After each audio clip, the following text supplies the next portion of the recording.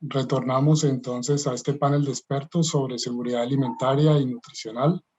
Para dar inicio, les presento al moderador del panel, Julio Ramírez Durán. Julio es magíster en Desarrollo Rural e ingeniero agrónomo de la Universidad Pedagógica y Tecnológica de Colombia. Cuenta con experiencia en procesos de investigación en varias especies agrícolas de importancia social y económica para Colombia, especialmente en la producción de semilla de calidad. Asimismo, tiene experiencia en procesos de transferencia de tecnología y asistencia técnica, además de capacidad y trayectoria en la coordinación y liderazgo de equipos técnicos y proyectos de investigación a nivel nacional.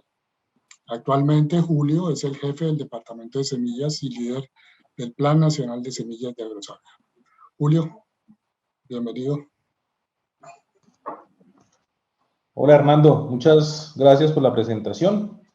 Y bueno, demos paso a la presentación de nuestros panelistas. Por supuesto, nuestro primer panelista es Felipe Roa Clavijo, a quien agradecemos por la presentación nuevamente, por sus comentarios, los datos y la actualidad que nos presenta para desarrollar gran parte de las preguntas seguro que vamos a tener.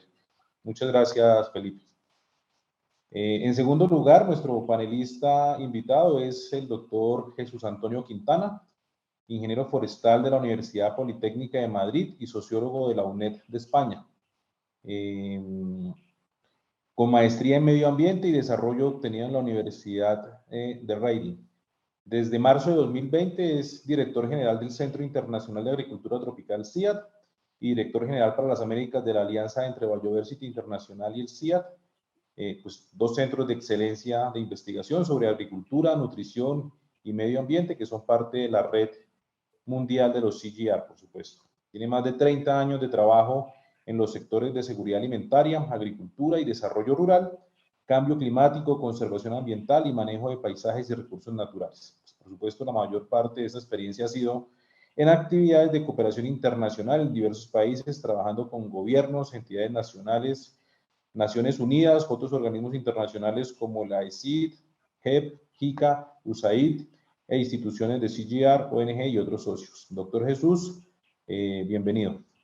Muchas gracias. Perfecto. Nuestro tercer panelista es Camilo Montes Pineda, es ingeniero administrador de la Escuela de Ingeniería de Antioquia, con posgrado en Economía de la Universidad de los Andes, y candidato al doctorado en Gestión de la Innovación Tecnológica de la misma universidad. Desde ya 2017 es director ejecutivo de la Cámara de Industria de Alimentos de Colombia, de la ANDI, Asociación Nacional de Empresarios de Colombia, que reúne las empresas más importantes del sector dedicadas a alimentar a Colombia y el mundo. Trabaja en temas como la competitividad sectorial, acceso a materias primas, regulación competitiva, innovación, capital humano y entre otros. Camilo, bienvenido y gracias por acompañarnos. Hombre, Julio, muchas gracias y a través tuyo a Jorge Mario Díaz. Muchas gracias por esta oportunidad de hablar de estos temas y una nota estar aquí con Felipe, Jesús y Adriana en este tema. Muchas gracias por la invitación. Vale, perfecto.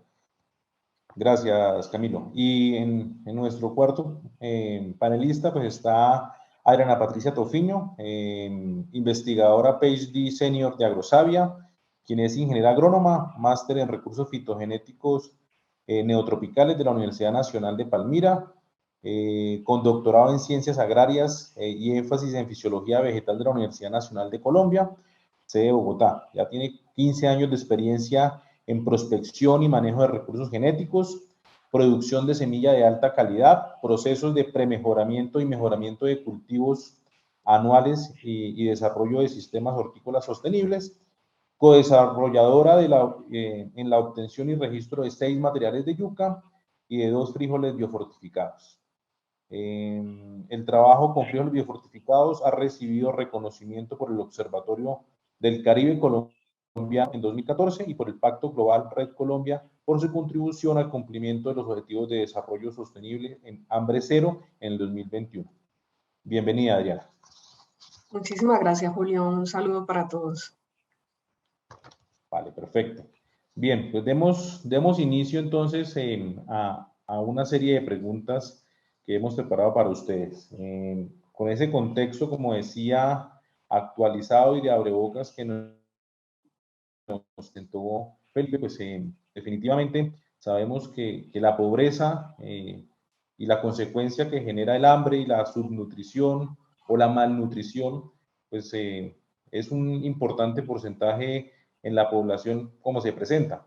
Se manifiesta pues como uno de los problemas centrales que afrontan las sociedades, incrementado ahora con la época de post-COVID o post-pandemia. Y Felipe nos presentó una serie de conceptos importantes que seguramente pueden tener. ¿Me escuchan bien? Sí, perfecto. Esos conceptos seguramente pueden tener una relación o unas diferencias o una evolución. Y en ese sentido quisiera que cada uno de ustedes pudiera darnos su percepción sobre la relación o las diferencias y la evolución que pueden tener los conceptos de seguridad alimentaria, soberanía alimentaria y derecho a la alimentación. Entonces, si les parece, pues Felipe retoma el tema rápidamente y luego damos paso a los demás panelistas. Felipe, por favor. Julio, muchas gracias. Bueno, yo creo que di un poco mis perspectivas durante la presentación. Tal vez creo que sería más interesante escuchar a los panelistas en este momento, puesto que tuve mi espacio ya. Entonces, cedo la palabra para los próximos panelistas. Perfecto, Felipe. Sí, así es. Tú nos pusiste el abrebocas, entonces escuchemos al doctor Jesús Quintana. Bueno, no, muchas gracias. Primero, un saludo a todos. Gracias por la invitación a la Corporación Agrosavia, pues a su director, a Jorge Mario, con quien estamos muchos, y sé que hay muchos asistentes por lo que nos dicen los organizadores, así que les felicito y nuevamente les agradezco que el CIA esté aquí sentado como un socio fundamental del país en lo que tiene que ver pues todo lo que es agricultura, todo lo que es investigación, nutrición, sistemas alimentarios, etcétera.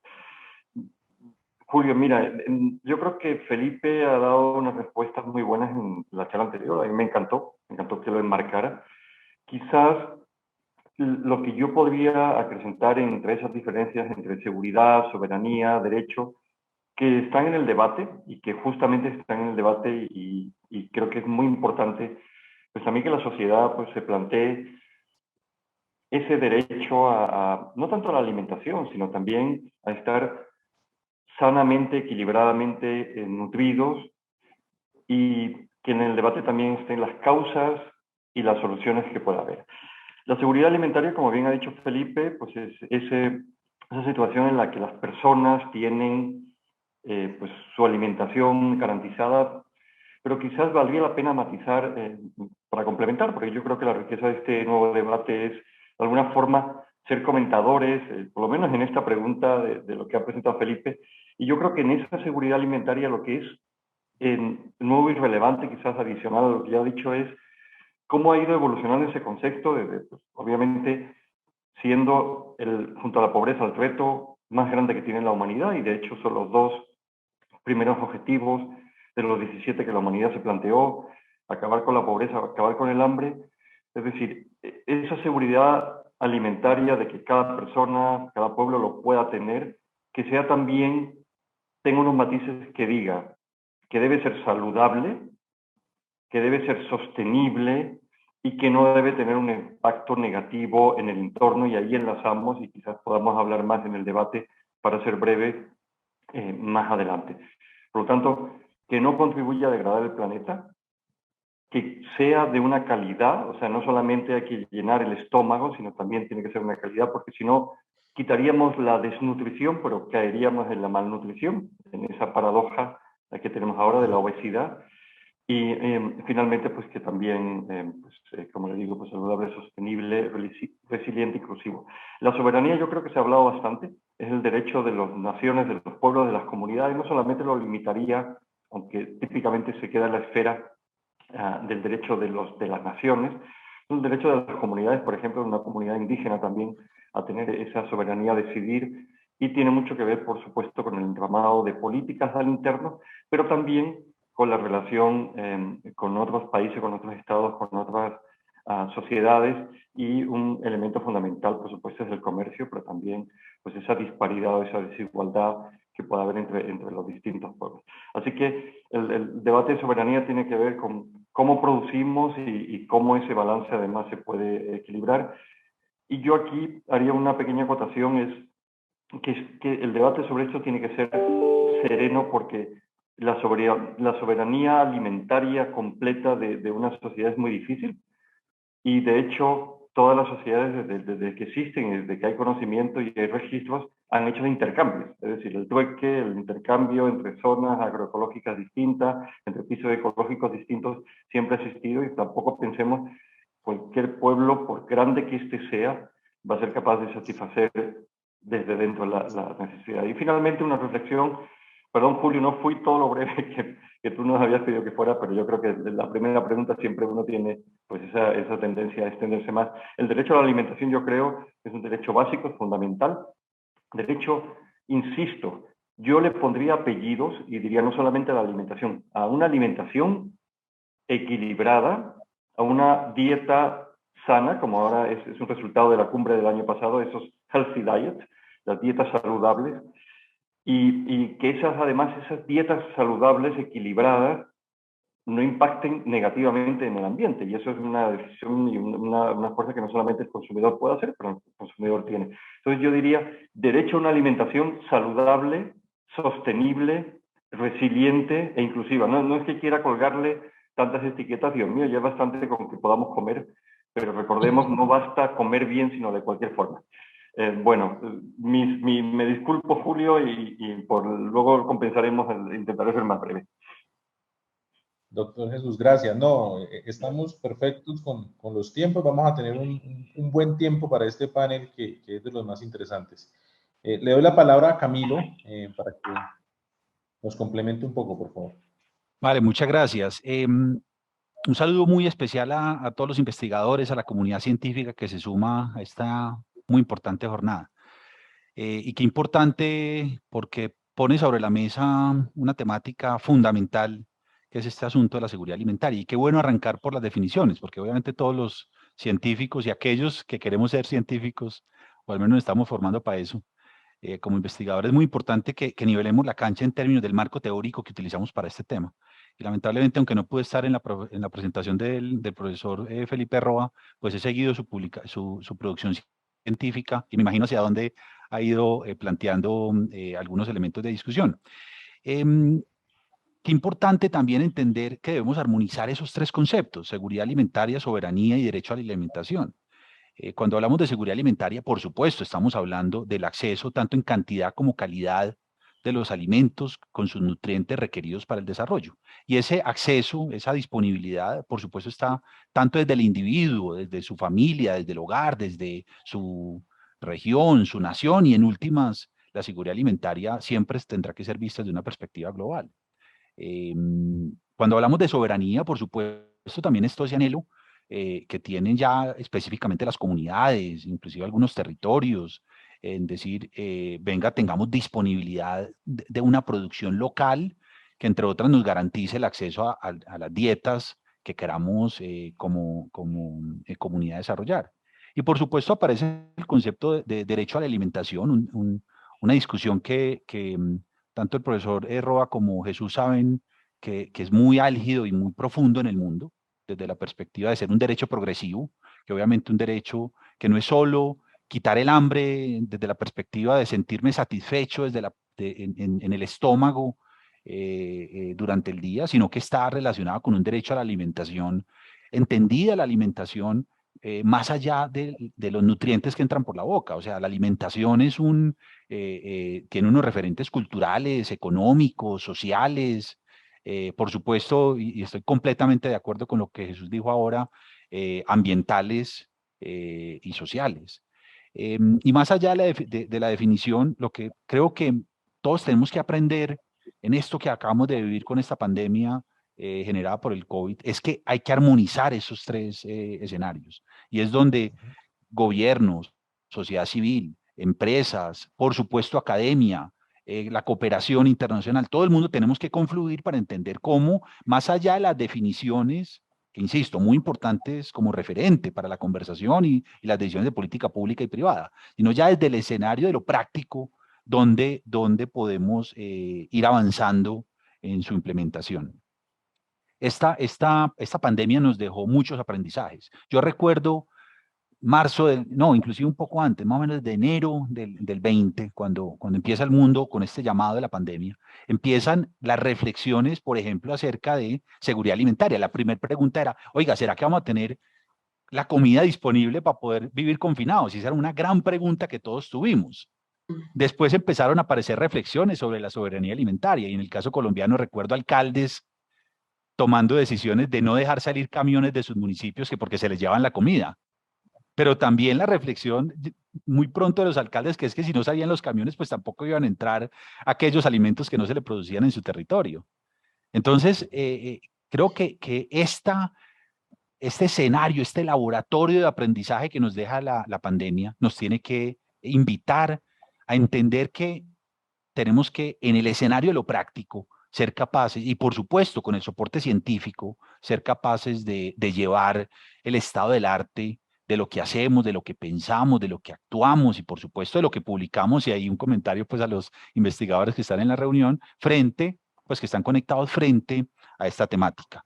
En los pocos segundos que me quedan y en esta primera pregunta de diferencias y conceptos frente a los conceptos, yo creo que es muy importante, y ahí qué bueno esta tarea de Agrosavia de mantener siempre ese marco conceptual en construcción. Porque si algo también hemos aprendido es que aquello que a veces escribimos parece en piedra por allá en el pasado y se vuelve como el único referente, pues si algo nos ha enseñado la ciencia es que siempre hay que contrastar con la evidencia científica, con la práctica para entender cómo vamos evolucionando en estos conceptos. Dejo por ahora por ahí. Muchas gracias, Julio. Camilo, gracias. Gracias y vamos a darle la palabra a Adriana para terminar esa primera ronda y profundizar un poco en los comentarios de algunos de ustedes. Por favor, Adriana. Sí, muchas gracias. Un saludo para todos. Tratando de articular las diferentes visiones que han dado mis antecesores para englobar el concepto amplio de seguridad alimentaria y posteriormente el acceso el derecho a la alimentación y a la soberanía alimentaria. Quiero indicar que ya mis antecesores han hablado del acceso a la alimentación, se ha hablado de la inocuidad y el valor nutricional que deben tener estos alimentos, pero hay un elemento que aún no se ha tocado y tiene que ver que la seguridad alimentaria incluye las preferencias alimentarias. En ese entorno, teniendo en cuenta la pluralidad del país, la diversidad de las territorialidades, encontramos que en buena medida algunos programas estatales no han tenido en cuenta estas pluralidades y por tanto este tipo de alimentaciones propias no se tienen en cuenta en los programas de seguridad alimentaria.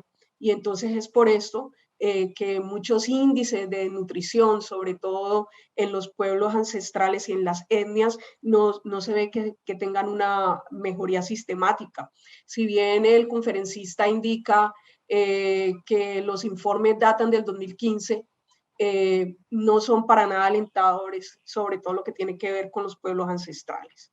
Entonces, en este sentido, ese es uno de los retos del país en términos de la seguridad alimentaria, tener en cuenta estas diferencias culturales en torno a la alimentación cuando se aterricen esos modelos a los territorios y a las zonas locales. Es muy importante precisar también que el efecto de la pandemia sobre esos pueblos llega y toca los criterios de soberanía alimentaria. Entonces, es así como desde la ONIC se hace un llamado no solamente a la autonomía, la soberanía alimentaria y las economías propias, como elemento que garantice la pervivencia de los pueblos cuando a nivel nacional y global, nos damos cuenta de la vulnerabilidad que tenemos en torno al acceso a los alimentos. Entonces, en este sentido, el término de soberanía alimentaria tiene un matiz filosófico y político mucho más amplio que el de la seguridad alimentaria y nutricional. Y frente a eso, pues el país tiene una alineación y unos compromisos con el ODS 2 que nos exime a todos en el sector agropecuario a participar de estos procesos de equidad e inclusión a todas las territorialidades que se encuentran presentes en el país. Adriana, gracias. Bueno, definir los términos nos pone o nos enmarca la cancha de fútbol en la que debemos jugar, pero nos abre otros debates. Y hay uno que se avivó hace un par de días y el profesor Felipe también lo mencionó y se arriesgó incluso también con una aproximación de su postura, y tiene que ver con esa prohibición en Colombia, pues propuesta en un proyecto de modificación de la Constitución Política en su artículo 81, la prohibición de las semillas transgénicas. Y si uno tiene en cuenta la sostenibilidad, lo sereno que debe ser el debate, como lo mencionó el doctor Jesús, y la necesidad de armonizar también muchas situaciones nacionales e internacionales, pues ahí se abre un gran debate sobre cuáles pueden ser los beneficios o los riesgos en torno a la seguridad alimentaria con un proyecto de ley como estos, o una modificación a la Constitución como estas. Yo quisiera que retomáramos un poco este análisis y escuchar de pronto al doctor Jesús inicialmente sobre este tema. Y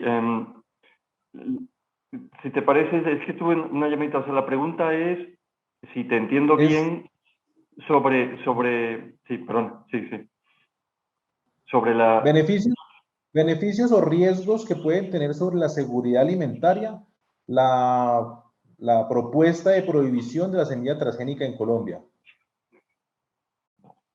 Bueno, mira, ese es un tema pues muy polémico y que requiere pues un tratamiento, vamos a decir, pausado. Y yo entiendo desde el lado nuestro, por ejemplo, que hacemos investigación, aunque nuestro mejoramiento es, yo quiero dejarlo claro, es tradicional, no tenemos manipulación genética en ese sentido, más que la tradicional, es decir, lo que se ha hecho por siglos.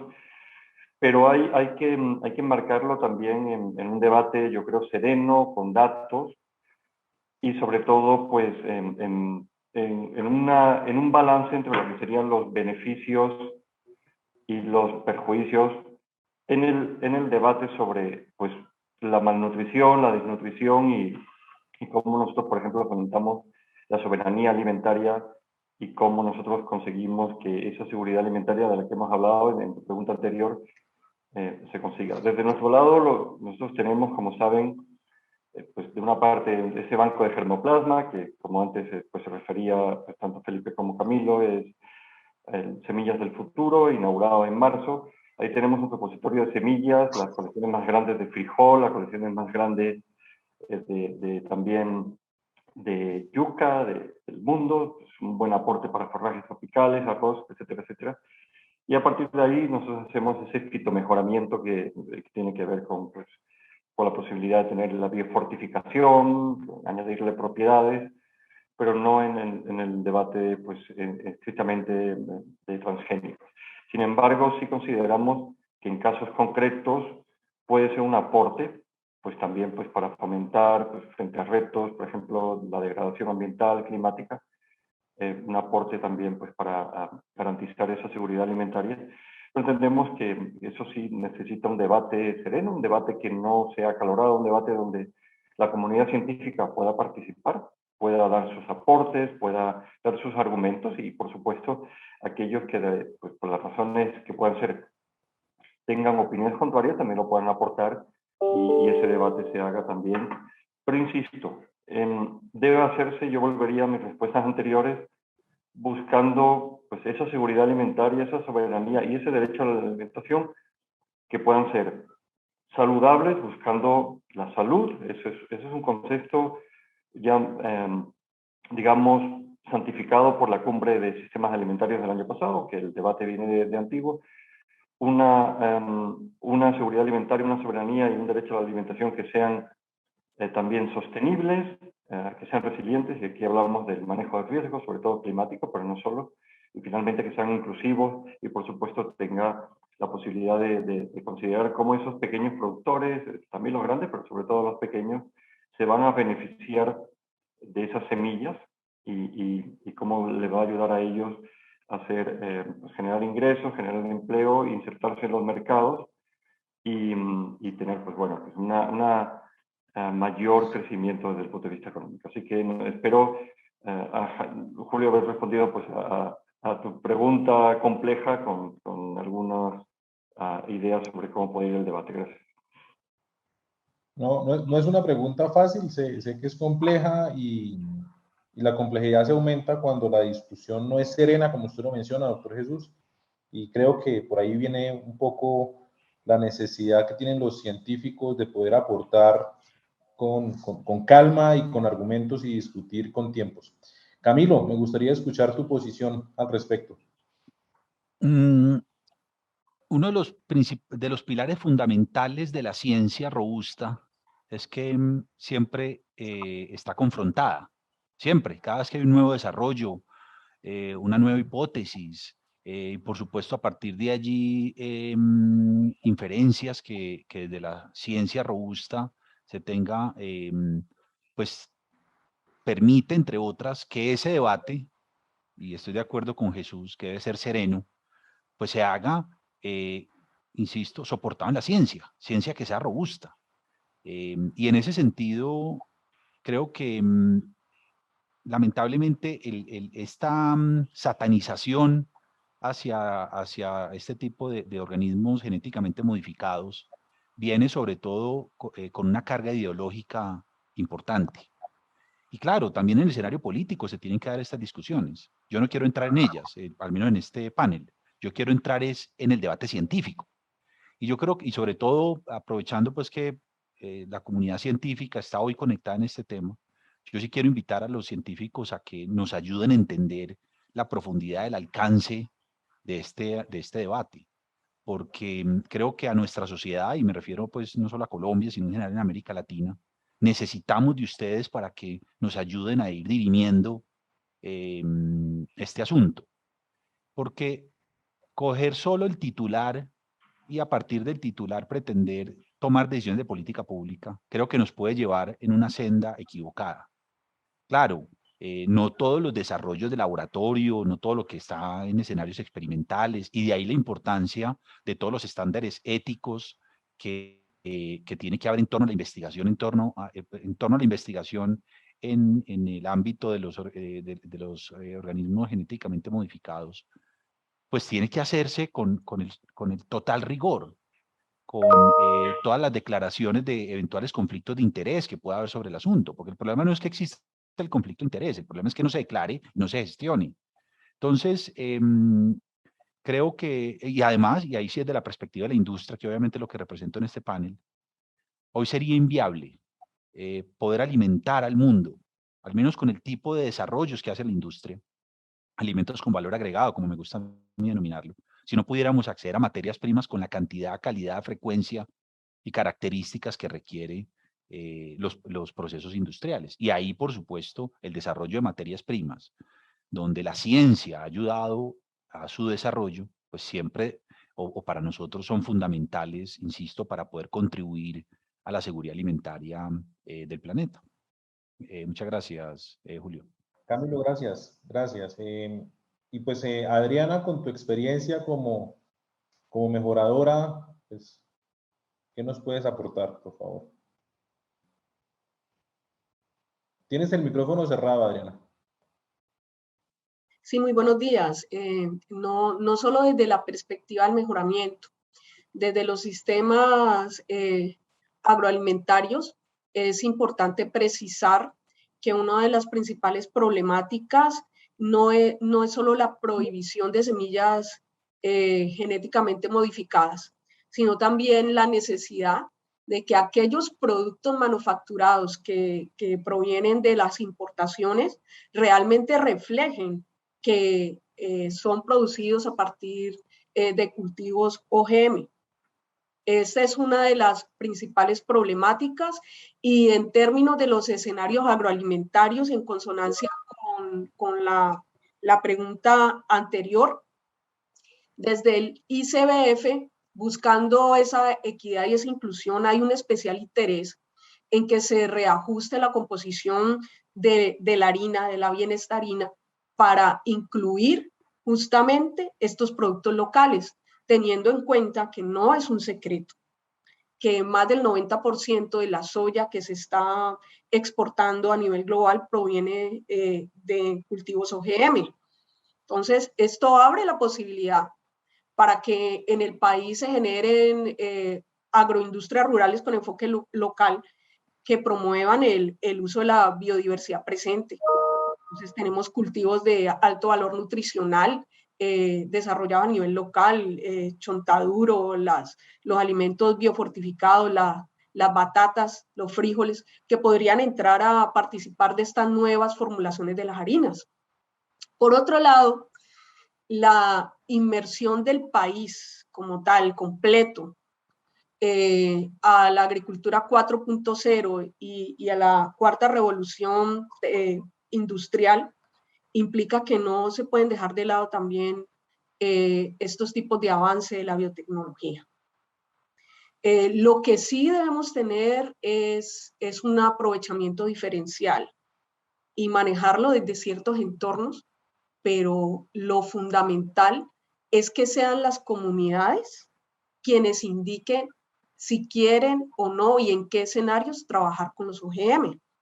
Entonces no podemos, si nosotros realmente queremos avanzar en una producción sostenible de alimentos que contribuya a la SAN, tenemos que tomar de mano todas estas tecnologías de punta, pero debemos, ante todo, concertarlas a nivel local. Si bien en los territorios ancestrales del país los OGM no tienen cabida, sí hay en la nueva ruralidad colombiana algunos escenarios donde el uso de estos OGM podía ser contributivo al desarrollo del país y a la generación de este tipo de productos que puedan posicionarse en el mercado global. Entonces, este debe ser un pensamiento selectivo. Gracias. Gracias, Adriana. Por supuesto, la prohibición de algo potencia la expresión de muchas otras cosas. Es una de las posibilidades. Tú haces énfasis en la preferencia alimenticia de algunas comunidades y, bueno, hará parte del debate. Profesor Felipe, no sé si quisiera complementarnos algo desde su posición. Claro que sí, muchas gracias. Estaba ya que me hablaba y te iba a pedir la palabra. Julio, muchas gracias. Sí, no, yo creo que es un tema interesante. El debate hay que darlo, pues como muchos otros debates que nos ayudan a avanzar en el desarrollo de la ciencia, en el desarrollo social. Y ahí hay que hacer, yo creo, varias aclaraciones. Lo primero es... digamos, la ciencia tiene muchos caminos y el desarrollo tiene muchos caminos y tenemos que explorarlos, tal vez en su conjunto, varios de esos caminos. Yo creo que es importante que se haga ciencia, que se haga exploración y que se haga innovación con los organismos genéticamente modificados. Digamos, hay que hacerlo, eso es una puerta que no se puede cerrar. Si hace varios milenios le hubieran hecho un estudio de impacto ambiental al fuego, tal vez hoy estaríamos comiendo crudo. Y a pesar de eso, pues, digamos, hemos usado el fuego como una parte importante de nuestro desarrollo humano. Y creo lo mismo con los organismos genéticamente modificados. Si nos pueden ayudar a producir en condiciones climáticas adversas, si pudiéramos, si eso nos va a ayudar a tener huertas que contribuyan a la seguridad alimentaria en La Guajira, por ejemplo, pues eso hay que hacerlo, ¿cierto? Y a mí no me cabe duda que hay que aprovechar los avances de la ciencia para hacer eso. Sí tenemos que ver lo que nos llama la atención, Adriana, es el tema de las preferencias, del respeto de la cultura, de la tradición. Eso me parece absolutamente central. Porque, digamos, no puede ser algo que sea impuesto, pero sí tenemos que desarrollar diferentes opciones y diferentes caminos hacia la sostenibilidad. Y en ese contexto tenemos que ver, a mí me gusta pensar en la direccionalidad y es para dónde vamos como país. Y cómo podemos balancear mejor esas opciones. Eh, y tal vez Jesús me puede corregir, 30.000 variedades de papa en América Latina. Entonces, si a mí me dicen, bueno, vamos a desarrollar una nueva especie de papa o algún nuevo experimento de la papa, yo diría, bueno, un momento, pues, busquemos conocer esas 30.000 especies o esas 30.000 variedades de papa, porque hay cosas que no conocemos, ¿no? Nosotros en nuestra mesa tenemos más o menos 3 tipos de papa, ¿no? La pastusa, la criolla y la sabanera. Y eso ha sido un poco por la relación con el mercado, con la comercialización, pero ¿por qué no explorar ese otro tipo de papas, ¿cierto? De variedades de papa. Y por otro lado es listo, si nos vamos a aventurar a explorar, conocer, experimentar con los cultivos genéticamente modificados, pues tenemos que saber que hay incertidumbre, ¿no? Y con esa incertidumbre hay que aceptarla en el contexto de la ciencia. Y que es algo que muchas veces también hay visiones que intentan simplificar esa incertidumbre que hay alrededor de eso. Y digamos, no se trata de que la incertidumbre nos detenga en materia científica de seguir esos avances, sino de ser conscientes que hay cosas que no sabemos y que no sabemos lo que no sabemos. Y la pregunta es cómo podemos reaccionar ante posibles escenarios de experimentación. Eso me parece absolutamente importante, pues tenerlo ahí sobre la mesa. Gracias, Felipe. Bueno, es un tema complejo y muchos de los problemas y de los retos del sector agropecuario pues son complejos y la respuesta a estas problemáticas puede tener solución en la articulación de diferentes desarrollos y un poco en el marco de este TANI que hemos venido desarrollando ya durante 4 días, pues hemos tocado también algunos principios y algunas temáticas que posiblemente con una articulación podrían tener aportes sobre la seguridad alimentaria de Colombia. En ese sentido, la pregunta sería, ¿cómo puede o cómo debe la bioeconomía, la agricultura climáticamente inteligente, que han sido temas que hemos abordado en estos días, cómo puede aportarle a la seguridad alimentaria del país? ¿Cómo puede o cómo debe? Sabiendo que son unos pilares de investigación y de desarrollo enormes. Comenzaríamos por el doctor Jesús, por favor. Sí, no, gracias, Julio.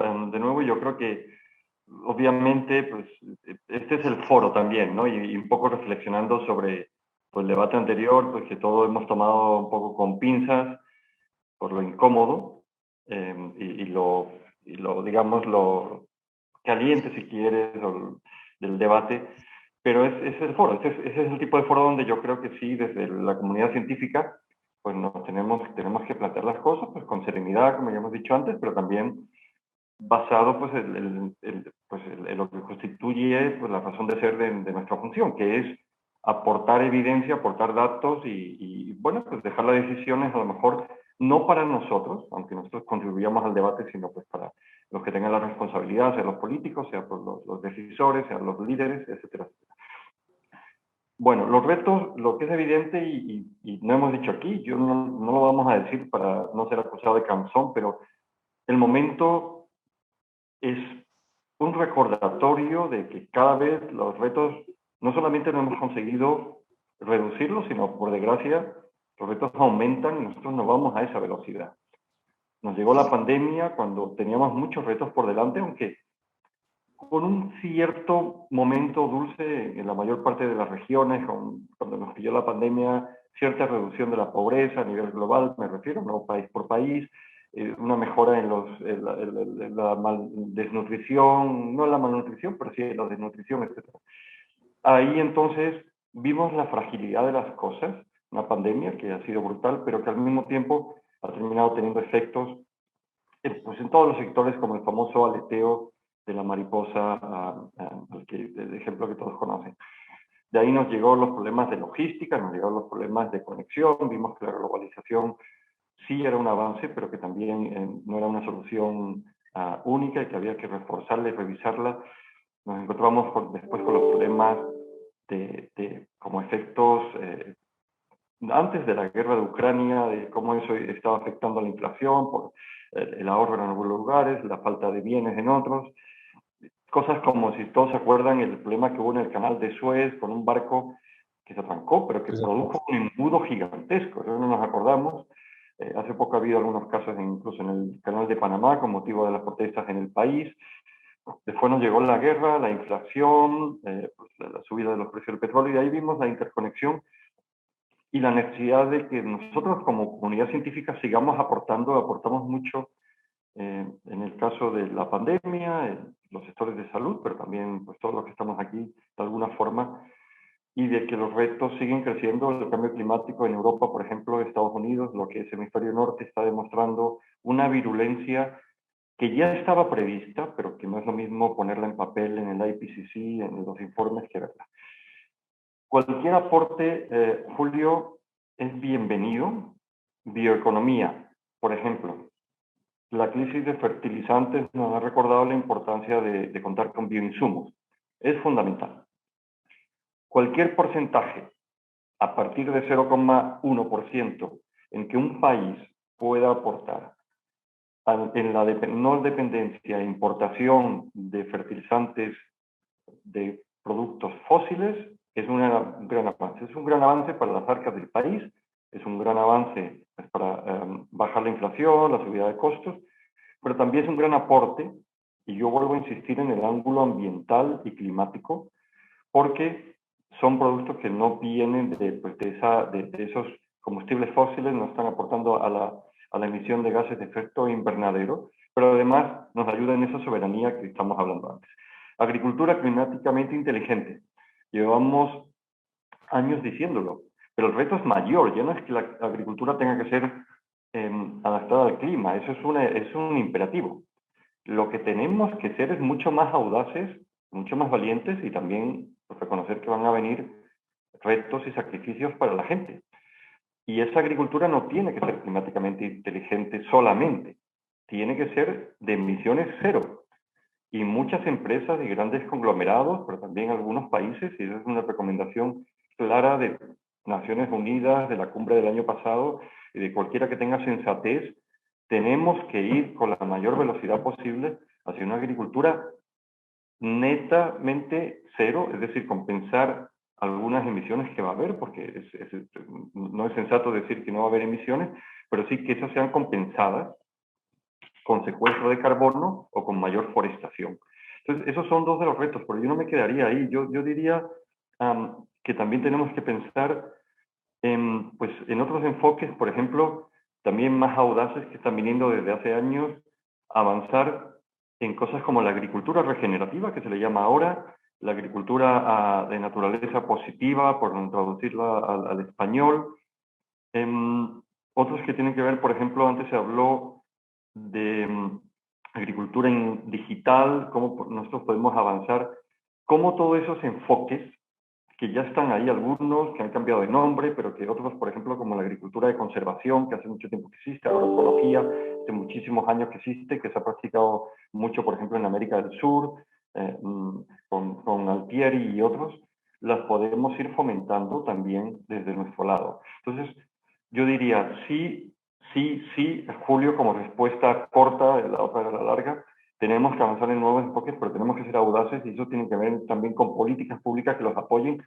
No va a bastar con que los científicos apoyemos con datos, con aportes en mejores semillas, por ejemplo, mejores técnicas de cultivo, sino también políticas más audaces donde vengan recursos para eso, vengan, por ejemplo, préstamos, créditos, alguna infusión de, por supuesto, asistencia técnica para acompañar a las comunidades, a los pequeños y grandes productores para que lo apliquen.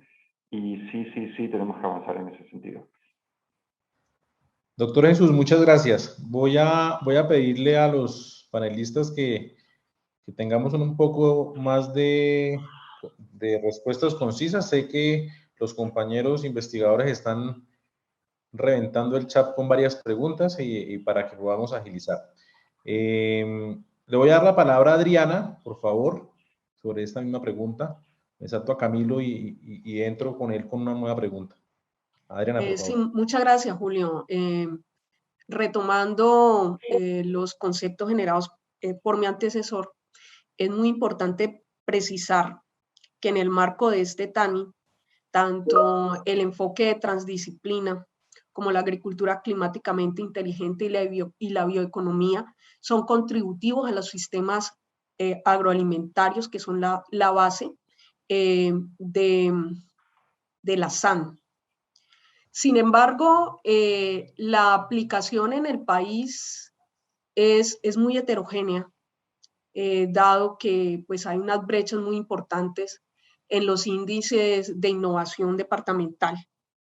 Hay algunas zonas del país, sobre todo en la parte central, donde están todos los elementos para hacer de la bioeconomía y la agricultura climáticamente inteligente una realidad en el corto plazo. De igual forma, a nivel de las redes también encontramos unas profundas asimetrías en torno al alcance de los proyectos de investigación con bioeconomía y con agricultura climáticamente inteligente. En este sentido, la periferia está un tanto rezagada y entonces el ámbito de aplicación depende de otro tipo de acompañamientos en el desarrollo regional, entre ellos la conectividad, acceso a vías, la disponibilidad de no solo de energía eléctrica, sino de energías alternativas que permitan la conectividad. Entonces, frente a eso, si bien la corporación y el país tiene muchas herramientas, no vamos a encontrar un acceso equitativo en todos los territorios nacionales. Gracias, Adriana. Bueno, yo sé que esta relación de bioeconomía, agricultura climáticamente inteligente nos une con seguridad alimentaria. Camilo, definitivamente no te quedes por fuera de la respuesta. Adelante. Tienes el micrófono cerrado, Camilo. Sí, mira que las proyecciones más optimistas nos dicen que vamos a ser 9.000 millones de seres humanos en el 2050. Y la realidad es que la forma para poder alimentar a toda esa gente implica adoptar nuevos modelos de producción.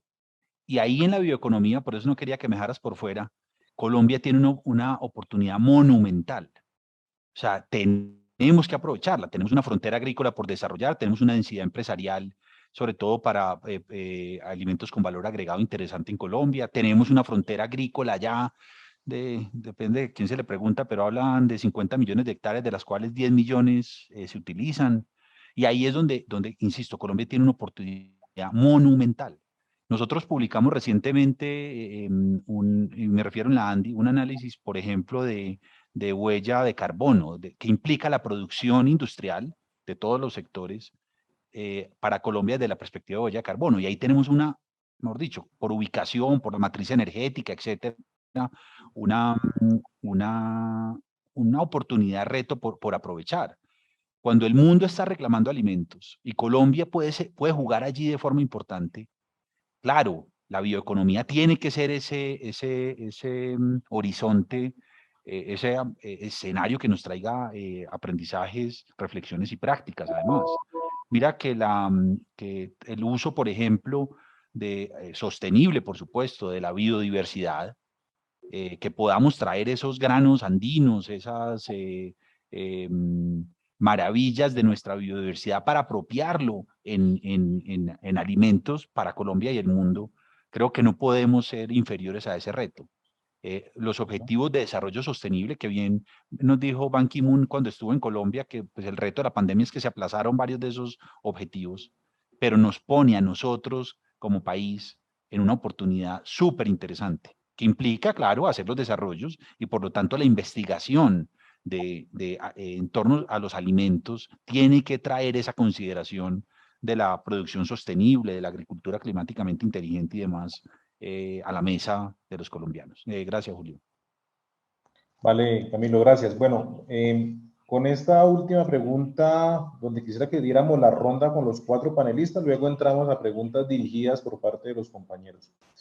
Yo creo que, bueno, sabemos que la producción de alimentos y la disponibilidad, por supuesto, está afectada por diferentes puntos o en diferentes puntos de la cadena de producción y de comercialización.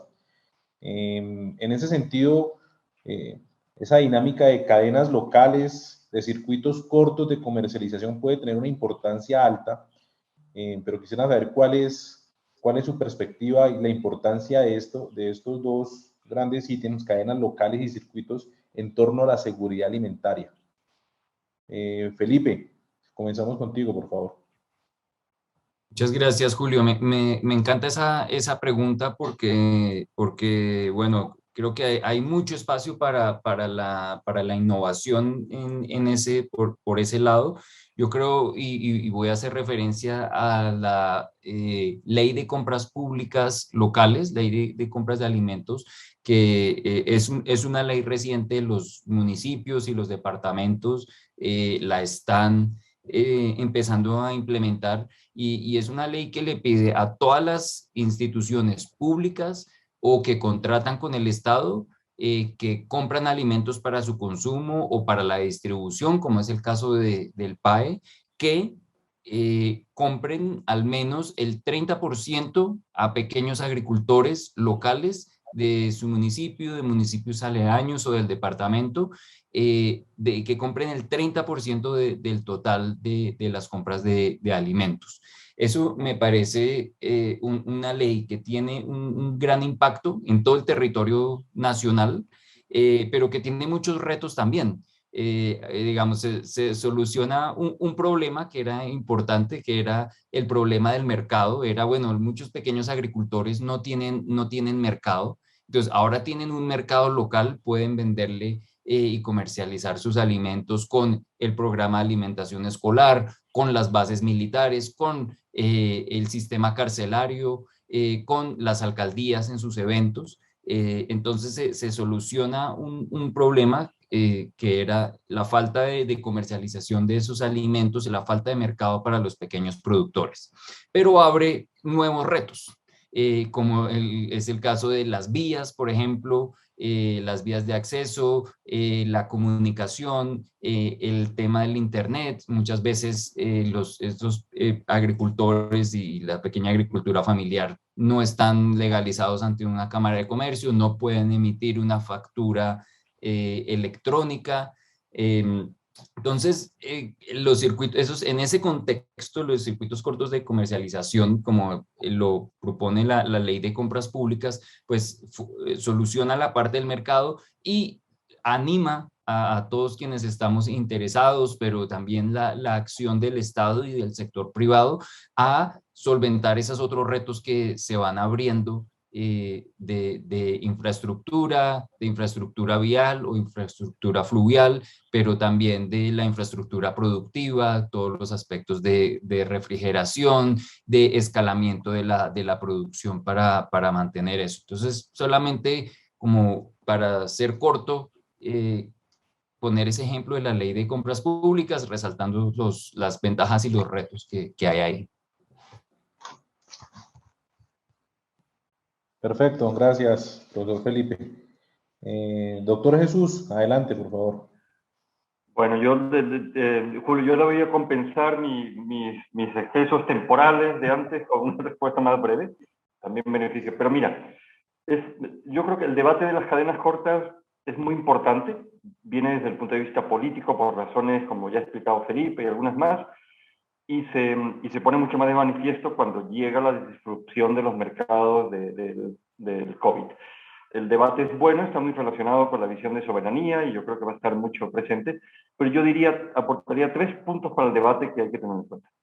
Las cadenas cortas tienen un beneficio, obviamente, además de la dignidad de la persona y seguramente un apoyo a pequeños productores, en lo que es territorialidad. Esa es una visión, eso está muy, además, en el debate que va a venir a partir de ahora, a partir del 8 de agosto y en relación con la implementación de acuerdos de paz, tiene mucho que ver con esa agricultura de proximidad, como lo llamemos, con esa visión, de alguna forma, de esa soberanía, si quieres, a nivel más pequeño, pero también tiene un beneficio extra en temas de emisiones, porque una buena parte de las emisiones que están viniendo son por el transporte. Cuando yo me estoy tomando un kiwi que viene de Nueva Zelanda, porque me doy ese beneficio, o el consumidor de Europa porque está tomando banano, sí hay una parte obviamente en la que el comercio internacional, por ejemplo, cuando Colombia exporta aguacate, pues tiene un beneficio para sus productores, pero también hay una serie de problemas con las emisiones, con todo lo que tiene que ver con CO2, con el consumo de combustible, etcétera, etcétera.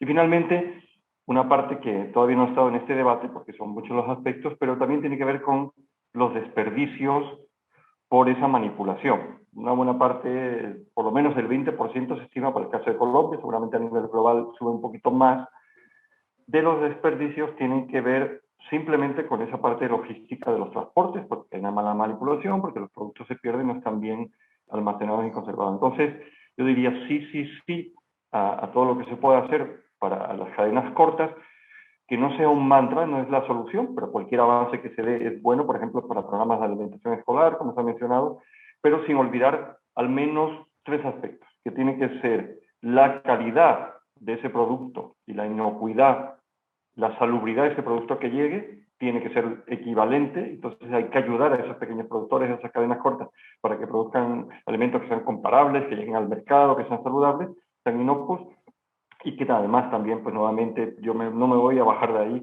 esos productos tienen que ser también sostenibles, tienen que ser resilientes, tienen que ser inclusivos. De vuelta para ti, Julio. Gracias, doctor Jesús, perfecto. Camilo, tu opinión sobre la importancia de esas cadenas locales y los circuitos cortos y su impacto en la seguridad. Los consumidores cada vez nos estamos preguntando, porque pues yo también como, ¿de dónde vienen y para dónde van los alimentos? Y de ahí, por ejemplo, los circuitos cortos de comercialización y, por supuesto, las cadenas locales juegan un papel muy importante, muy, muy importante. Lo que yo quiero anotar es que para garantizar la seguridad alimentaria, todo tipo de alimentos tienen que estar disponibles. Entonces, desde mi perspectiva, un enfoque y un avance hacia las cadenas locales y circuitos cortos de comercialización no contradice también la oportunidad que tiene Colombia con el intercambio. ¿Qué es lo importante allí? Por supuesto que implementemos, entre otras, con lo que anotaba ahora Jesús, de estrategias, por ejemplo, de mitigación para aprovechar, entre otras, cuando vamos a otros mercados. Jesús, mira este dato, te voy a mandar ese estudio, no sé si de pronto tú ya lo viste, pero Colombia, desde la perspectiva de los puertos del mundo, los principales puertos del mundo, los puertos de Colombia son los que quedan más cerca de todos los puertos del mundo. Entonces, ahí es donde insisto, hay unas oportunidades súper interesantes. En las cadenas locales, por ejemplo, para nosotros como industria de alimentos es fundamental acceder a materias primas de origen agrícola y pecuario, y de ahí, por ejemplo, los programas de encadenamiento productivo, donde se transfieren buenas prácticas para que esos pequeños productores principalmente puedan abastecer a la industria. ¿Qué hemos encontrado? Y en eso, Felipe, se parece mucho al reto que hay en la compra pública. Y es que entre el producto agrícola, allá en la vereda, en el cultivo, y la demanda que tiene ese mercado cierto, el de la compra pública, por ejemplo, en términos de la alimentación escolar o demás, o la compra industrial, es que ahí en la mitad tiene que haber unos procesos empresariales, productivos, comerciales, donde todos tenemos que trabajar.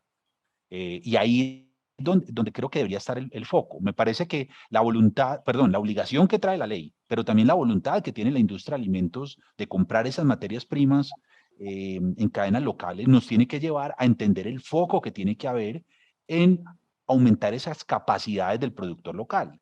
Porque si no quedan atrapados en una serie de intermediarios que no necesariamente le crean valor. Ojo, los intermediarios, el problema es cuando lo único que hacen es arbitrar, pero cuando le crean valor a la cadena, bienvenido, cuando hacen procesos, por ejemplo, de clasificación, las primeras para el comercio, para los supermercados y las segundas en términos, por ejemplo, de calidad para la industria, pero también aquellos que hacen algunos pasos de valor agregado, en términos, por ejemplo, de pulverizar para volverlo materia prima, poder almacenar para los momentos de cosecha, para momentos de la demanda del mercado. Y ahí es donde creo, insisto, que hay una formidable oportunidad para que con esa premisa de las cadenas locales y los circuitos cortos de comercialización podamos jalonar el desarrollo agrícola, pecuario, rural en general del país. Esos eran mis comentarios, Julio, gracias. Muy bien, Camilo, muchas gracias. Bueno, y Adriana, tu postura al respecto, por favor. Sí, frente a eso yo quiero retomar un comentario que hizo el conferencista cuando mostraba en el mapa esa homogenización de los sistemas agroalimentarios.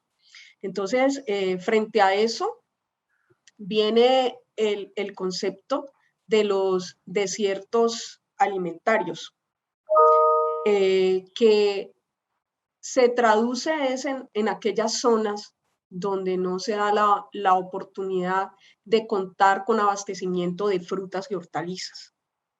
Entonces, en este aspecto, pensar que tenemos la capacidad homogénea a nivel de país de tener los productos de seguridad alimentaria y nutricional en cadenas locales o circuitos cortos es una utopía. Solo en algunas zonas del país puede lograrse porque a nivel del tejido social y la agremiación son los cultivos agroindustriales los que están generando un referente en los desarrollos territoriales. Y son estos cultivos de seguridad alimentaria y nutricional los que se encuentran completamente rezagados, inclusive desde las mismas tecnologías de producción. Vemos cómo, por ejemplo, el cultivo en zona de ladera para la zona Caribe, las tecnologías de cultivo en zona de ladera son mínimos, las que se están implementando. Entonces, en este sentido, la competitividad regional requeriría nuevos enfoques para avanzar en una canasta de bienes territoriales que incluya los productos de seguridad alimentaria y nutricional. Entonces, los circuitos cortos de comercialización tienen, la pandemia no solamente trajo elementos negativos, la pandemia despertó al consumidor hacia formas de consumo mucho más conscientes y un mayor relacionamiento con el productor, que en ese momento sí posibilita los circuitos cortos. Pero es necesario que aterricemos esa innovación para proteger ese mercado formal con baja intermediación de los cultivos de seguridad alimentaria y nutricional, porque la mayoría de ellos son cultivos huérfanos. Si bien hay una oportunidad de valorización de cultivos autóctonos, me parece muy interesante el caso quinoa, cómo este producto pues, ha avanzado de ser un producto de un consumo muy local y endémico en la zona sur del país, a llegar ahora a productos transformados que hacen parte de los alimentos nutracéuticos que ahora tienen un mercado y una demanda creciente. Entonces, verdaderamente la respuesta, y que quiero hacer énfasis en este panel, es que solo algunas zonas del país tienen la facilidad de construir ya este tipo de nuevas formas de producción y de mercadeo. pero definitivamente tenemos una Colombia rezagada en la periferia que tiene que empezar a construir esos mecanismos para que realmente la agricultura campesina, familiar y comunitaria esté vinculada a todos estos procesos de bioeconomía y de nuevos mercados. Vale, Adriana, muchas gracias y a todos por sus comentarios. Voy a ir con algunas preguntas que han venido generando los compañeros y están en el chat. Creo que esta también puede ser de respuesta rápida por cada uno de los 4 panelistas. En Colombia se estima que 2.7 millones de personas sufren de hambre. Sin embargo, se desperdician 9.7 millones de toneladas de alimento anualmente. Bajo este panorama y la crisis de inseguridad alimentaria, ¿qué estrategias le recomendaría para que Agrosavia contribuya a mitigar o enfrentar esta problemática? No sé si alguien se arriesga. El doctor Jesús abrió el micrófono. Adelante, doctor. Sí, no, brevemente, como tú has dicho, para dejar a todos. Mira, esto conecta justo con la pregunta anterior y con los comentarios de hace un momentito. Yo creo que todo lo que podamos aportar, porque la pregunta es qué puede hacer Agrosavia, qué puede hacer la comunidad científica en general, en este sentido tiene beneficio de todo tipo, para el hambre y contra la desnutrición fundamentalmente, porque son alimentos que se pueden envolver pues, para esas personas. Pero estamos hablando de una visión mucho más allá. Estamos hablando de una pérdida de eficiencia energética, una pérdida de suelo que se tiene, que se está cultivando, pero para nada estérilmente. Estamos hablando también de energía, de emisiones, etcétera, etcétera. De un impacto a la deforestación, porque sigue avanzando la frontera agrícola. O sea, cualquier cosa que podamos tener en ese sentido para evitar desperdicios es fundamental. Y recuerden, se está hablando de que un 30% de media de los alimentos está siendo desperdiciado. Entonces, sí tenemos un gran aporte. Yo creo que Agrosavia, desde el lado, desde luego, de lo que es CIAT, todo lo que podamos aportar será fundamental. Gracias. Muy bien. Camilo, adelante, por favor.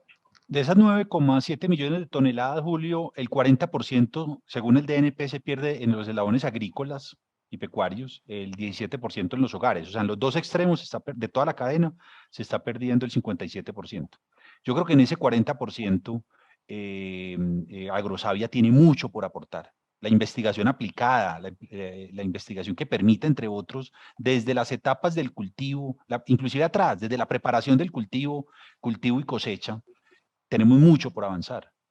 Una parte importante, por ejemplo, de esas cosechas se pierden porque en el momento, o de esos cultivos, en el momento de la cosecha, los precios del mercado no dan para siquiera los costos que se requieren de extraer y clasificar esa cosecha. Qué importante tener a los investigadores de Agrosavia, por ejemplo, ayudando a predecir con modelos, por supuesto, de analítica, Big Data, utilizar todas las tecnologías de la cuarta revolución industrial para montar modelos predictivos en términos de qué deberían estar nuestros campesinos cosechando, por ejemplo. También hay una parte importante del desperdicio atada, por supuesto, a las calidades de esos productos agrícolas y pecuarios. Cuando ya llega el momento de la cosecha, algo pasó en el proceso agronómico que no permite que se hayan logrado los rendimientos, los tamaños, los grados BRICS, etcétera, y ahí la investigación tiene mucho por aportar desde la perspectiva, no necesariamente de la producción del conocimiento, eventualmente más de la transferencia de ese conocimiento. Hay muchísimo, o sea, qué bueno que Agrosavia adopte este tema de ayudarnos para la lucha, en la lucha contra la pérdida y desperdicio de alimentos, porque es un absurdo que en Colombia se nos pierdan 9.7 millones de toneladas, que ojo, es el equivalente a la comida para alimentar a Bogotá sin producir 1 kilo más de alimento al año. Alimentar fácilmente 8, 12 veces o la Guajira o el Chocó. Claro, hay que entenderlo, que no solo eslabón, producto a producto, y ahí es donde el conocimiento, la tecnología y por supuesto la investigación y la ciencia nos tiene que ayudar en ese desafío. Muchas gracias, Julio. Muchas gracias, Camilo. Felipe, veo que abrió el micrófono. Adelante, Felipe. Adelante. Sí, Julio, solo para agregar a eso y digamos, creo que la contribución de Agrosavia estaría también no solamente quedarse en los espacios productivos, de esos alimentos, dónde se está produciendo y dónde se está generando desperdicio, pérdidas de alimento en las partes agrícolas, sino ir un poco más allá, ¿cierto? Para responder la pregunta, yo iría investigación interdisciplinaria e intersectorial. Y eso, digamos, ir más allá de hacia dónde están yendo los alimentos, cuáles son las razones sociales de esa pérdida de alimentos, pues ayudaría también a entender y a enfrentar ese reto. Gracias, Felipe, muy amable. Bueno, y Adriana, por favor. Sí, muchas gracias, Julio. Es el momento de hablar de cómo confluyen los conceptos que hemos manejado a lo largo de este taller. Es importante precisar que si queremos reducir estos productos o estos daños en post cosecha, tenemos que llegar a una zonificación biosocial de los sistemas productivos del país. A eso es lo que tiene que migrar la agricultura climáticamente inteligente, teniendo en cuenta la confluencia de las comunidades y sus múltiples territorialidades. Entonces, al respecto, si bien están disponibles un sinnúmero de herramientas a partir de las cuales los productores pueden decidir no solamente el momento de siembra, sino también cuáles son los cultivos que pueden tener una mejor oferta en el mercado. Es muy importante llegar acá como desde el fitomejoramiento y con el manejo de nuevas variedades con criterio de microregionalización, podemos lograr obtener no solamente mayor productividad, sino mayor calidad en el producto que permita una mayor duración en anaquel. De igual forma, desde la bioeconomía, en el aprovechamiento circular de la biomasa, todos estos desechos dan la oportunidad de que se integren los coproductos y desechos de la producción agrícola y pecuaria para el mejoramiento de las condiciones o a la restauración de los suelos. O sea, es necesario que estos desechos migren y se transformen para una agricultura mucho más sostenible. También desde la bioeconomía hay múltiples estrategias para incrementar la durabilidad de los productos en anaquel. Vemos cómo el uso de las biopelículas basadas en aceites esenciales puede mejorar la durabilidad y calidad de los productos hortofrutícolas. Entonces, en este sentido, tiene que estar dirigida también esta nueva investigación. Entonces, tenemos todas las oportunidades de reducir estas pérdidas y de utilizar para la producción sostenible estos residuos de la producción agrícola, la producción pecuaria y también de estos procesos de comercialización.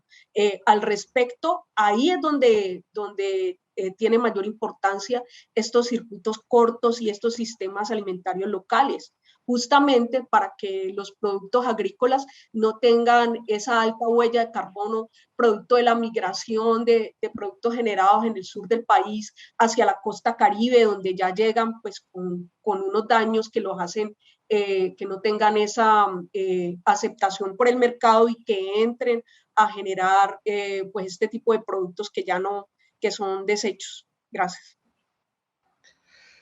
Muy bien, Adriana. Bueno, hay una pregunta dirigida para el profesor Roa. Menciona, Colombia ha propiciado la importación de alimentos en muchos casos que se pueden producir en el país. Teóricamente esto puede ayudar a garantizar la seguridad alimentaria, pero puede afectar la economía campesina. ¿Cuál es su opinión al respecto? Bueno, me imagino que eso va también muy encaminado o de abrebocas para el segundo libro que nos comentó Felipe, El futuro del campo en Colombia, ¿no? Seguramente. Adelante, por favor. Muchas gracias, Julio, y muchas gracias a la persona que formuló la pregunta. Y voy a responder y voy a hacer una reflexión, pero me gustaría también escuchar la perspectiva de Camilo, porque desde la ANDI también creo que hay muchos aportes a esa pregunta. Entonces lo lanzo al agua con un poco de anticipación. No, mira, yo creo que Colombia históricamente, y es un análisis que hago en uno de los capítulos, en el capítulo 3 del libro que recientemente publiqué, no ha tenido una estrategia agropecuaria en decir, bueno, estos son los productos que vamos a cultivar en el país, estos son los cultivos que vamos a promover y en los que vamos a tener fuerza, sino que ha sido un poco históricamente, ha fluctuado. El trigo, creo que el trigo y varios granos son un buen ejemplo de eso, ¿no? Un poco después de la Segunda Guerra Mundial, cuando Estados Unidos empezó a enviar trigo en especial a Europa para el programa de reconstrucción, pues Colombia se quedó sin granos acá y tuvo que volverse casi que autosuficiente en materia de trigo para el país, para suplir las necesidades y la demanda de trigo en el país. Cuando el programa Marshall acabó en Europa, comenzaron a tener excedentes de trigo en Estados Unidos, volvió a venir acá, se cayó la producción de trigo en el país.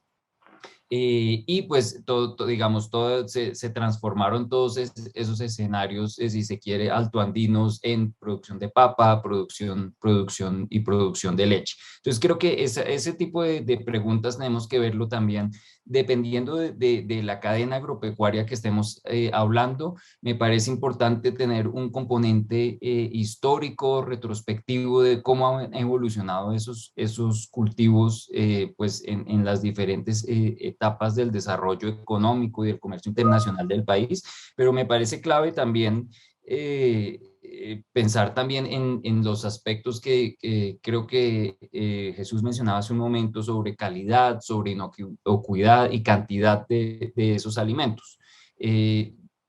Yo sí creo que, digamos, las importaciones de trigo y otros granos al país ayudan mucho al consumidor porque vienen digamos, en cantidades suficientes, a un buen precio y de alta calidad. Y eso ayuda mucho a los consumidores.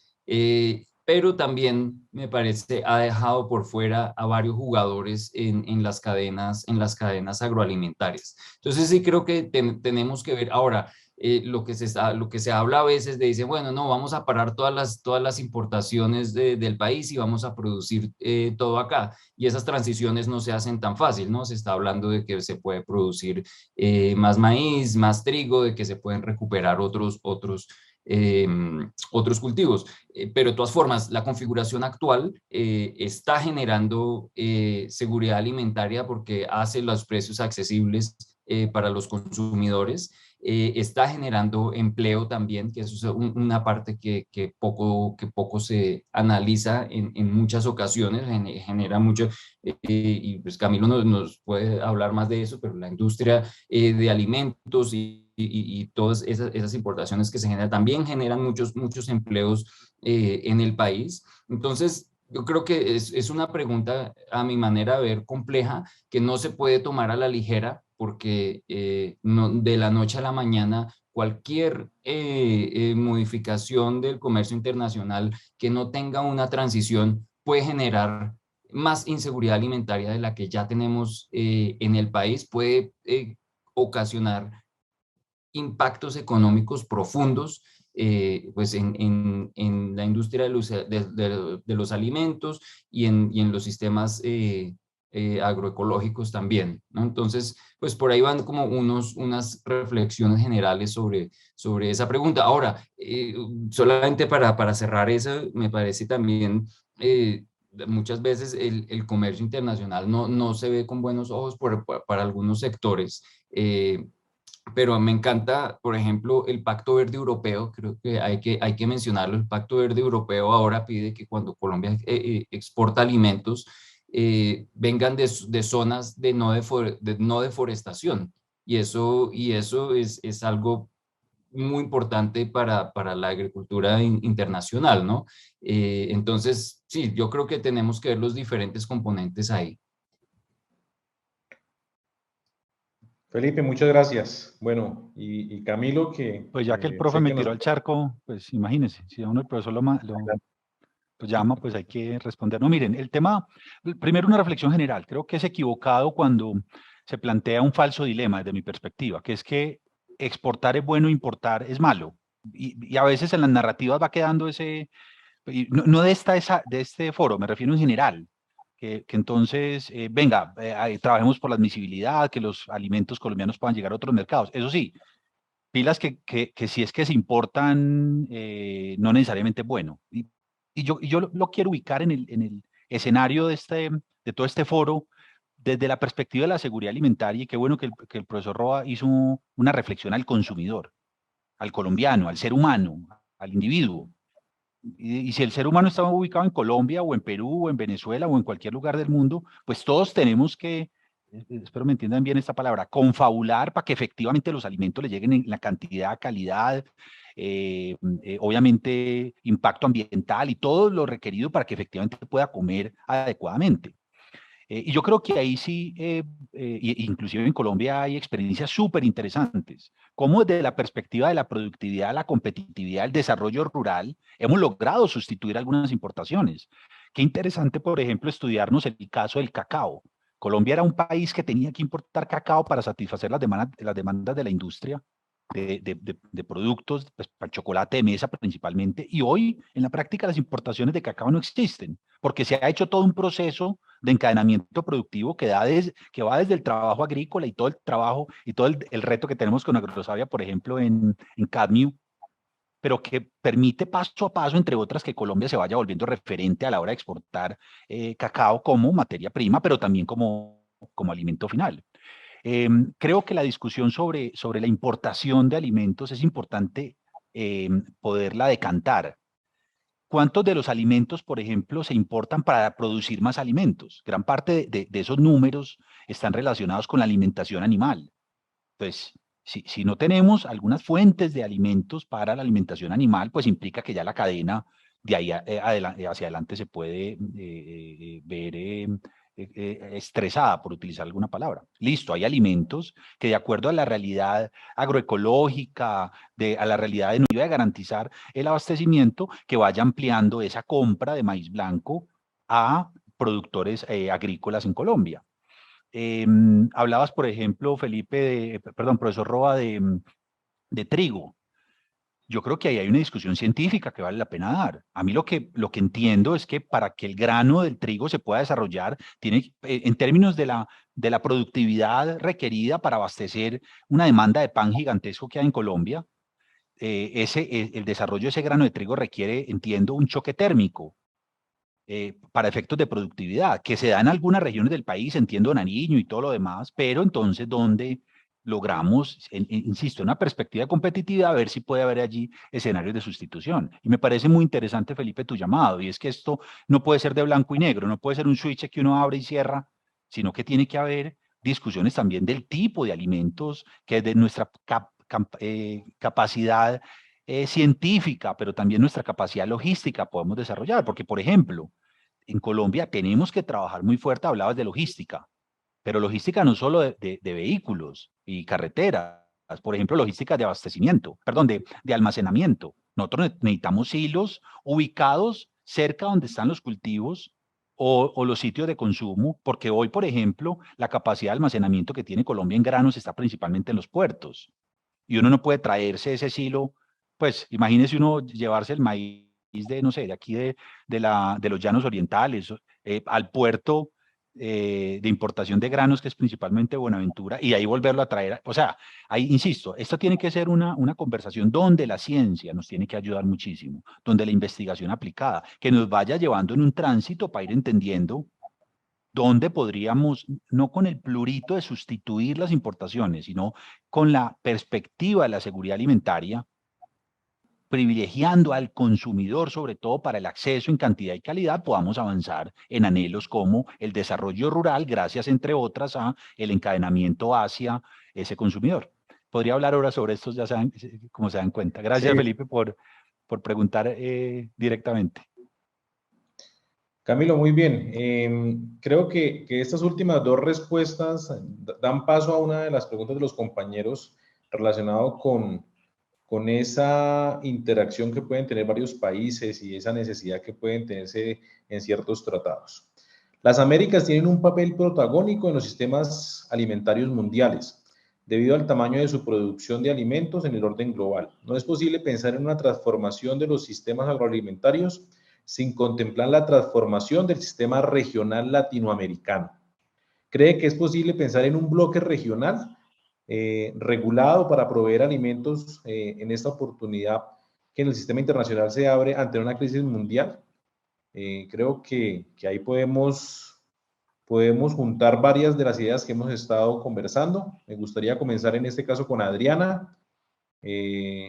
Adriana, adelante, por favor. Sí, muchas gracias, Julio. Yo creo que la persona que planteó esa pregunta vio la entrevista que concedió a CNN el secretario del PNUD en torno a cuál era la postura en la producción de alimentos del bloque continental. Entonces, frente a eso, las directrices que da esa entidad es que debemos confluir en estos tratados comerciales, especialmente Mercosur, para empezar a manejar esas dinámicas que nos lleven a la seguridad, a la SAN a nivel continental. Sin embargo, pues estamos viendo recientemente que ya ha habido algunos choques, sobre todo en Mercosur, debido a la confluencia con otro tipo de tratados, especialmente con China, que entonces en los que se ven como esas asimetrías políticas y comerciales ponen en riesgo pues los tratados que ya son precedentes a nivel continental. Entonces, frente a eso, en definitiva, tenemos que consolidarnos como bloque continental para empezar a gestionar esos procesos de complementación de productos que nos permita hablar de seguridad alimentaria y nutricional a nivel continental. Entonces, frente a esto, la ruta de trabajo, si bien Altieri en términos de agroecología lo ha planteado, pero para los sistemas agrícolas nacionales, habla de que debe darse primero una respuesta a los requerimientos de la seguridad agroalimentaria y nutricional de las regiones, empoderando no solamente la calidad del producto, sino los sistemas productivos con unas formas más limpias y menos contributivas al impacto ambiental. De igual forma, presionar o fomentar ese consumo nacional y de esta manera se puede llegar a un volumen, una producción con calidad que permita incrementar los rubros en exportación. Esto en alguna medida y haciendo uso del benchmarking ha sido la estrategia que países como México y Chile, que hoy tienen una gran diversidad de rubros, sobre todo en el sector hortofrutícola, que es uno de los más contributivos a la agricultura campesina, familiar y comunitaria en el país, podríamos seguir. Pero esto sigue siendo una conversación local en el que estos sistemas alimentarios, con una confluencia de actores y con una competitividad regional, tiene que empezar a marcarse. Hay unos mecanismos de resiliencia social a nivel rural que tienen que fortalecerse y en esa medida avanzamos. Gracias. Gracias, Adriana. Quisiera escuchar al doctor Jesús con esa visión que puede tener desde la Alianza CIAD Bioversity sobre esa pregunta de bloque latinoamericano. Adelante, doctor Jesús. No, bueno, la pregunta es muy buena, la respuesta desde luego daría para que nos quedemos varios días y me gustó mucho lo que acaba de decir también Adriana. Mira, uno de los grandes retos que tiene la región es la integración, no estoy diciendo ninguna verdad revelada, por desgracia, pero si hay una región que está poco integrada en todos los sentidos es la nuestra, ¿no? Es la que yo también estoy. Cualquier oportunidad al respecto, pues hay que aprovecharla. Uno de los temas en los que casi nadie le gusta hablar, pero que son los problemas reales, diarios, son justamente las barreras arancelarias y los problemas de calidad. No, es un tema incómodo, a nadie nos gusta hablar de eso. Yo creo que después de la pregunta de los transgénicos, la pregunta más incómoda que podías haber hecho después, Julio, es ¿cómo andamos? ¿Cómo andamos de desintegración? El ejemplo que dio Adriana del Mercosur, pero vayámonos más cerca, a la CAM. La CAM lleva años, o sea, si tenemos un problema, si hay un problema entre Colombia, con Ecuador, con Perú, etcétera, es ese, ¿no?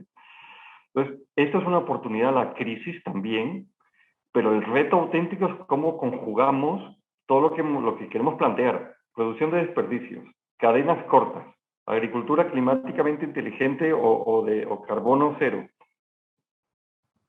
Con el reto, y me gustó mucho por la reflexión que hizo Camilo antes, es importamos, exportamos, consumimos local, somos soberanos, ¿qué queremos hacer? ¿Qué queremos hacer? Y todo es posible, pero eso requiere una capacidad de planificación gigantesca.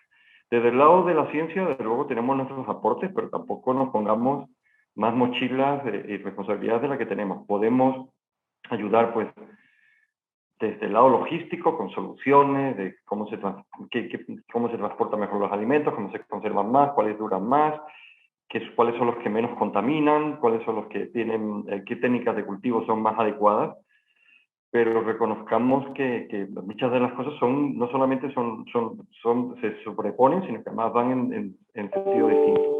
Oportunidad, para resumir, Julio, oportunidad sí. Yo no sé si la respuesta tiene que ser integrada, pero sí es una oportunidad para que la región revise sus TLCs, si son convenientes, y también cómo puede avanzar en ese comercio que, por cierto, y todos lo recuerdan, fue la base de la creación de la Comunidad Económica Europea, Unión Europea en este momento, mecanismos de comercio pues más intensos. Ellos empezaron por aranceles, en lo que aquel momento era el acero, como todo el mundo se acuerda, pero nosotros, ¿por qué no empezamos a hablar de ese comercio? Back to you, Julio. Doctor Jesús, gracias, muy amable. Felipe me está pidiendo la palabra. Por favor, Felipe, adelante para cerrar esa pregunta y terminar. Gracias, Julio. Muy breve. A mí me encantó la pregunta. Yo creo que la pregunta hay que reformularla un poquito. Y yo la reformularía en el contexto en cómo podemos hacer para que América Latina y el Caribe se conviertan en la región más sostenible, ¿cierto? Digamos, no con el horizonte de la productividad únicamente, y de la producción de alimentos, sino cómo podemos hacer para que América Latina sea más sostenible, porque hoy en día ya América Latina ya es la región del mundo que más alimentos exporta más que Estados Unidos y Canadá juntos y exporta más que toda la comunidad europea junta.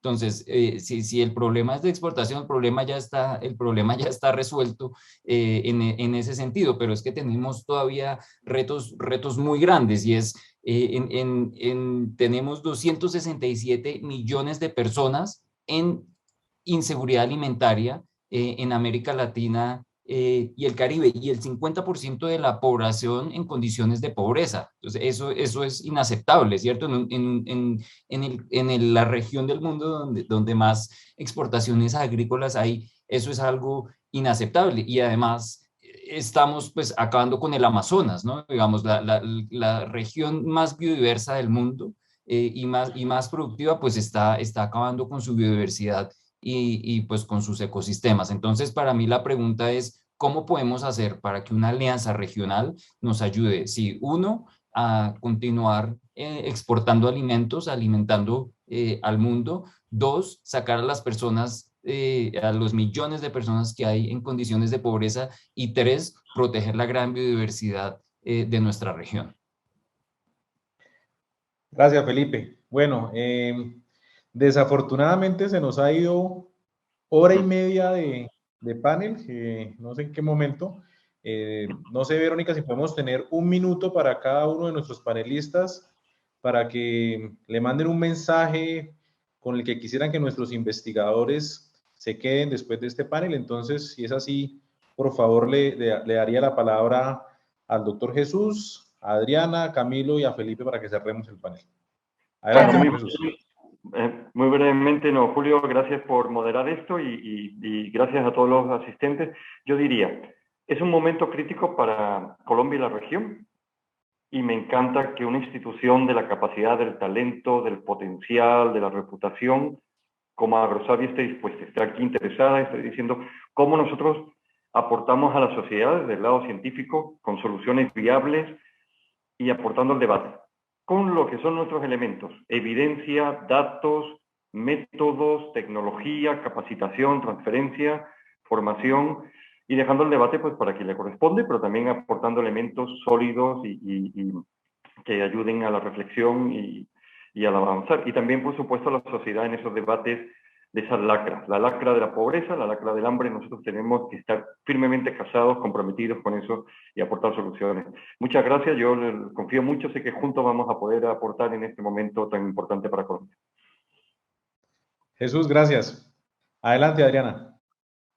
Sí, lo que quisiera dejar como mensaje importante a la comunidad de Agrosavia es que una de las alternativas para que desde el enfoque transdisciplinar la bioeconomía y la agricultura climáticamente inteligente tengan un mayor impacto, especialmente en la periferia del país, la cual estoy representando hoy en este panel, es que haya una integración de las juventudes, es decir, que se generen estrategias para que estos colegios agropecuarios y estos colegios de la media ubicados acá en esta zona sean copartícipes de estas tecnologías. Al respecto, quiero contarles que el año pasado el mejor bachiller del Cesar fue un estudiante de un colegio étnico Cancuamo. Y lo que quiero decirles es que cuando nosotros empoderamos a estos jóvenes y a estas comunidades con la ciencia y la innovación, permitimos que ellos puedan realizar autónomamente sus proyectos y sus objetivos sin que haya una pugna con la culturalidad. La innovación puede reforzar esa apropiación cultural cuando los objetivos y los entregables se dan desde el enfoque de las comunidades. Muchas gracias. Gracias, Adriana. Camilo, adelante, por favor. Gracias. Un tema que se me quedó, en el que quisiera invitar a los investigadores de Agrosavia, de la comunidad científica, por si quieren que lo traemos con la Cámara, que está muy relacionado con mi investigación doctoral, pero el compromiso que tenemos desde la Cámara de entender cómo todas esas tecnologías convergentes, me interesa saber en agronómica, nutracéutica, por supuesto, inteligencia artificial, robótica, nuevos materiales y biotecnología, si tienen investigaciones aplicadas que estén cambiando, pues que puedan ser obviamente aplicadas a la industria de alimentos en Colombia, me interesa el asunto, porque creo yo que esa oportunidad de oro que tenemos como país, con todo lo que hoy hemos hablado, la crisis global, que como dicen los japoneses, crisis es sinónimo de oportunidad, nos tiene que invitar a todos a trabajar juntos. Gobierno, sociedad civil, cooperación internacional, por supuesto industrias, gremios, y ahí es donde ustedes, los científicos que tiene el país, nos tienen que ayudar a ir entendiendo y decantando en este mundo de la complejidad qué camino coger. Muchas gracias a todos y un panel espectacular. Qué bueno volverlos a ver a varios de los amigos aquí.